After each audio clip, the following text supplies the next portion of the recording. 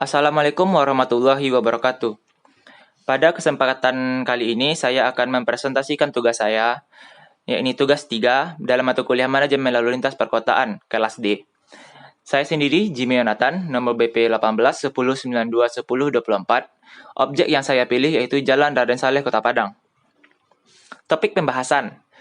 Ada 4 topik yang kita bahas, yakni identifikasi masalah, situasi lalu lintas, ketersediaan, dan tingkat layanan. Identifikasi masalah. Di sini saya juga menyediakan video terkait tampak atas Jalan Raden Saleh. Jalan Raden Saleh Kota Padang data yang dikumpulkan yakni didapat jalan tersebut terdiri dari 2 jalur dengan di tengah terdapat median jalan. Dimensi untuk satu jalur jalan yakni 5 meter. Jalan ini adalah tipe jalan 4 lajur 2 arah dengan median 4/2D. Panjang segmen jalan ini yaitu 1,1 km. Informasi lain dari jalan ini yakni sebagai penghubung antara Jalan Ulak Karang dan Jalan Khatib Sulaiman. Jalan ini dilengkapi marka jalan dan lampu jalan yang lengkap. Struktur dan kondisi jalan. Jalan Saleh terbilang bagus.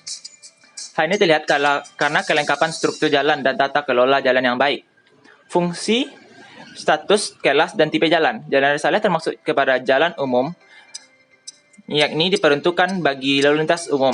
Jalan lokal merupakan jalan umum yang berfungsi untuk melayani angkutan setempat dengan ciri perjalanan jarak dekat, kecepatan rata-rata rendah, jumlah jalan masuk tidak dibatasi.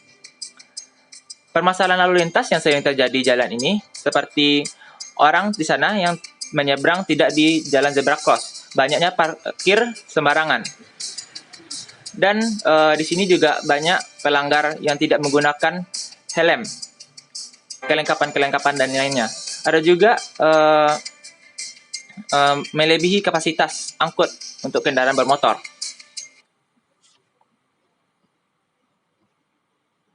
Selanjutnya saya kembalikan lagi ke PowerPoint. Nah, lanjut ke bab selanjutnya yaitu situasi lalu lintas. Untuk itu, volume lalu lintas saya mengamati dalam rentang waktu dari jam 7 pagi sampai jam 6. Untuk diketahui, HV itu kendaraan berat, LV itu kendaraan ringan, UM kendaraan tak bermotor, MC sepeda motor.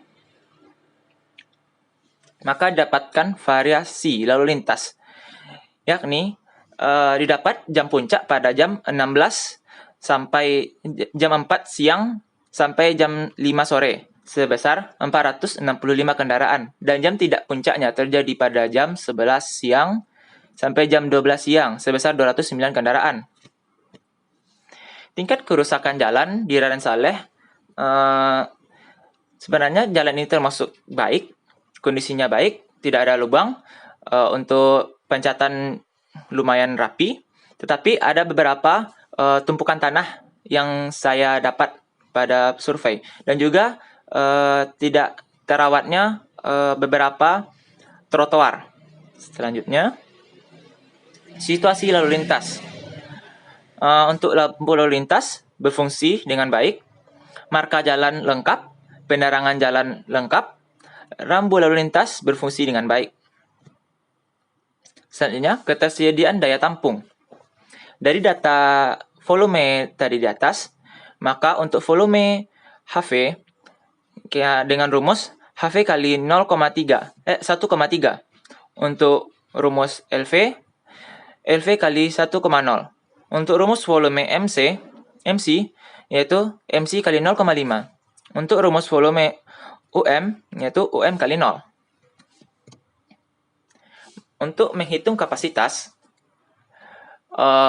yakni kapasitas sama dengan kapasitas dasar dikali faktor penyesuaian lebar jalan FCW dikali faktor penyesuaian arah lalu lintas FSP dikali faktor penyesuaian arah lalu lintas FCSP dikali faktor hambat samping FCSF, dan dikali faktor ukuran kota, FCCS. Maka yang didapatkan nilai yaitu CO 6000, FW1, FSP1, FSF 0,97, dan FCS 0,94. Didapatkan nilai kapasitas yaitu 5470. Nah, untuk menghitung volume, yakni kapasitas dikali dalam kurung 1 tambah pertumbuhan dikali jumlah, yakni didapat kapasitasnya 5470 dikali dalam kurung 1 tambah 0,05 tutup kurung kali 5. Didapatkan hasil 6.981,26 SMP per jam. Jadi perkiraan kapasitas lalu lintas 5 tahun yang akan datang adalah 6.981,26 SMP per jam. Untuk rasio antara volume dan kapasitas jalan. Dari data yang diperoleh didapatkan volume lalu lintas, yakni 4.913,5 SMP per jam, kapasitas jalan 6.981,26 SMP per jam, maka didapat tingkat pelayanan jalan LOS dengan rumus LOS sama dengan volume lalu lintas per kapasitas jalan, yakni dengan nilai 3.453 per 6.981,26 menghasilkan 0,494. Jadi diperoleh tingkat pelayanan jalan LOS sebesar 0,494. Maka tingkat pelayanan jalan Raden Saleh dikategorikan A. Untuk kecepatan, menurut data yang ada di Jalan Raden Saleh, disimpulkan sebagai tingkat pelayanan tipe A, dengan kecepatan ideal 4,48 km per jam. Karena Jalan Raden Saleh ini kapasitas besar, dengan arus bebas, volume rendah, kecepatan tinggi, pengemudi dapat memilih kecepatan yang dikehendaki.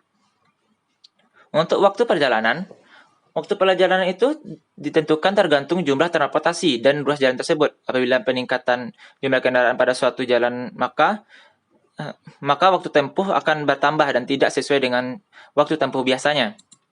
Untuk kebebasan bergerak, Jalan Raden Saleh terbilang bebas karena volume kendaraan tidak melebihi kapasitas jalan, sehingga pengendara dapat menggunakan kecepatan dan lajur yang diinginkan. Untuk keamanan, pada Jalan Raden Saleh memiliki tingkat keamanan ruas jalan terbilang bagus, aman, karena jumlah perlengkapan jalan yang dibilang sudah memadai. Jadi tergantung dari kedisiplinan pengendara dan pengendara tersebut mengendarai kendaraannya.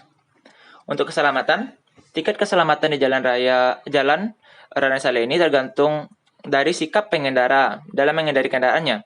Apabila pengendara disiplin, maka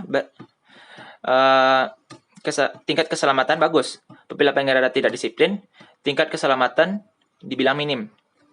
Untuk ketertiban, pada Jalan Raden Saleh ini dapat dikatakan tertib. Untuk kelancaran, karena sudah dikategorikan tipe A, maka Jalan Raden Saleh termasuk lancar. Tetapi dalam hal lain, dalam kegiatan hari besar, Jalan Raden Saleh termasuk padat. Untuk kegiatan acara mingguan, Car Free Day, itu Raden Saleh termasuk jalan yang padat karena ditutupnya Jalan Khatib Sulaiman. Maka orang akan melalui Jalan Raden Saleh itu. Untuk penilaian permasalahan lalu lintas yang ada di jalan, yang ini saya mendapatkan 4 poin, yaitu parkir di bahu jalan. Seperti yang kita lihat tadi, banyak kendaraan yang parkir di bahu jalan. Yang kedua, kenaikan jumlah kendaraan. Kenaikan jumlah kendaraan itu terjadi tidak sering. Ada saat-saatnya seperti Car Free Day. Untuk pencemaran lingkungan dirasa lumayan berkurang dari tahun ke tahun. Tapi ketika saya survei, ada beberapa selokan yang terisi sampah. Untuk pelanggaran lalu lintas termasuk banyak, karena di jalan ini banyak orang yang melawan arus, banyak yang tidak menggunakan helm, parkir sembarangan, dan kapasitas untuk berkendaranya melebihi.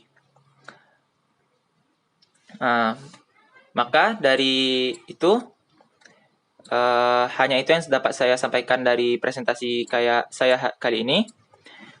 Jika ada salah, mohon dimaafkan.